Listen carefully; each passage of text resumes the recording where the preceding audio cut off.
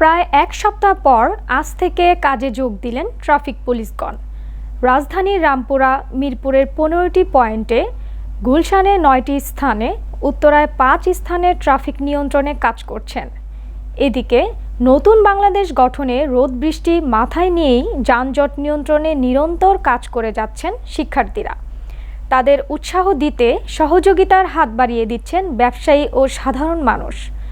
রাজধানীর ধোলাইপাড় এলাকায় শিক্ষার্থীদের বিভিন্ন কর্মকাণ্ড নিয়ে বিস্তারিত দেখুন জয়রাফির রিপোর্টে। দর্শক, এই মুহূর্তে আছি আমরা ঢাকার প্রাণকেন্দ্র যাত্রাবাড়ি ধোলাইপাড় এলাকায়। এখানকার রাস্তাঘাটের পরিস্থিতি সম্পর্কে আজকে জানবো ছাত্র ভাইদের কাছ থেকে। এখন কথা বলবো এখানকার যারা দায়িত্বে আছে ছাত্র ভাইয়েরা, তাদের সাথে কথা বলবো, জানবো এই এলাকার পরিস্থিতি সম্পর্কে, এই নতুন বাংলাদেশ সম্পর্কে।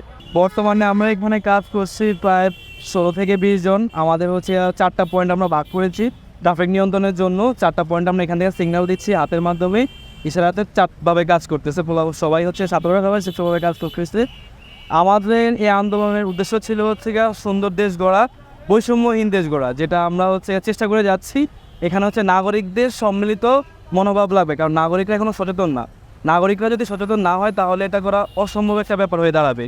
তো আমাদের উদ্দেশ্য বা আহ্বান হচ্ছে নাগরিকরা যাতে সচেতন হয়, সেভাবে যাতে তারা কাজ করে, ছাত্রদের এই আন্দোলন যাতে তারা বৃথা যেতে না দেয়। যে নতুন সরকার যে গঠন হয়েছে, তারা হচ্ছে আমাদেরকে সুন্দর একটা রাষ্ট্র গঠন করে দিবে। আর হচ্ছে মানে আমাদের ছাত্ররা যারা আছি তাদের ভালো একটা শিক্ষা ব্যবস্থা গ্রহণ করে দিবে। আর হচ্ছে আমরা সবাই আশা করছি যে নতুন সরকার আমাদের জন্য কিছু করবে এবং সেই দিনের অপেক্ষা নতুন বাংলাদেশ গড়বে। এবং হচ্ছে আমাদের যে মা বাবা ভাই বোন আত্মীয় স্বজন যাতে বাংলাদেশে, যাতে অন্য কোনো রাষ্ট্রের সবাই বলতে পারে যে না, একটা দেশের মতো দেশ, যারা প্রত্যেকবারে দেশকে বাঁচানোর জন্য জীবন দিয়েছে।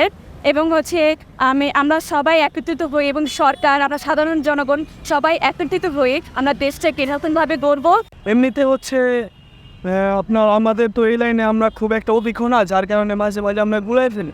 তারপর আমাদের শিখায় দেয় আমার বড় ভাইরা, আমাদের আশেপাশে মানুষ আমাদের বুঝে শিখায় দেয়। আলহামদুলিল্লাহ ভালো, আমাদের এমনিতে কোনো বাধা আসেনি। তবে সাপোর্ট পাচ্ছেন। বাংলাদেশের ছাত্রছাত্রীরা যেরকমভাবে পরিশ্রম করে যাচ্ছে, যেভাবে আইন শৃঙ্খলা নিয়ন্ত্রণ করে যাচ্ছে, কিছু কিছু প্রশাসন কর্মকর্তা প্রশাসনদের কিছুটা তাদের কাছ থেকে শেখার দরকার।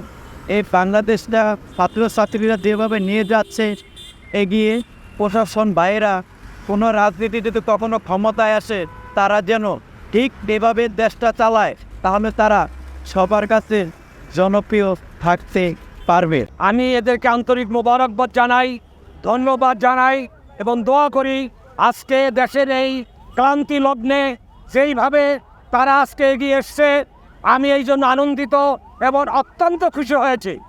সমস্ত বিত্তবান মানুষকেই এইভাবে এগিয়ে আসার জন্য আমি আহ্বান জানাই। আজকে ট্রাফিকের কাজ করছে, নিরাপত্তার কাজ করছে, পরিষ্কার পরিচ্ছন্নতার কাজ করছে। এইটা এই দেশের, এটা একটু মানে এটা ভোলার মতো না। যা তারা করলো এটা ভোলার মতো না। আজকে যেভাবে শৃঙ্খলা থেকে শুরু করা, রৌদ্রে মেঘে বৃষ্টিতে ভিজে তারা যে অক্লান্ত পরিশ্রম করছে এই ছাত্ররা এবং ছাত্রীরা, আমি তাদেরকে অন্তরের অন্তঃস্থল থেকে দোয়া করি তারা যেন আরও ভালো কাজের জন্য আত্মনিয়োগ করতে পারে। দর্শক, নতুন বাংলাদেশ গঠনে শিক্ষার্থীদের ভূমিকা আলোকিত করবে আমাদের সমাজকে, এমনটাই প্রত্যাশা সাধারণ জনগণের। জয়রাফি, ইটেন টিভি, ঢাকা।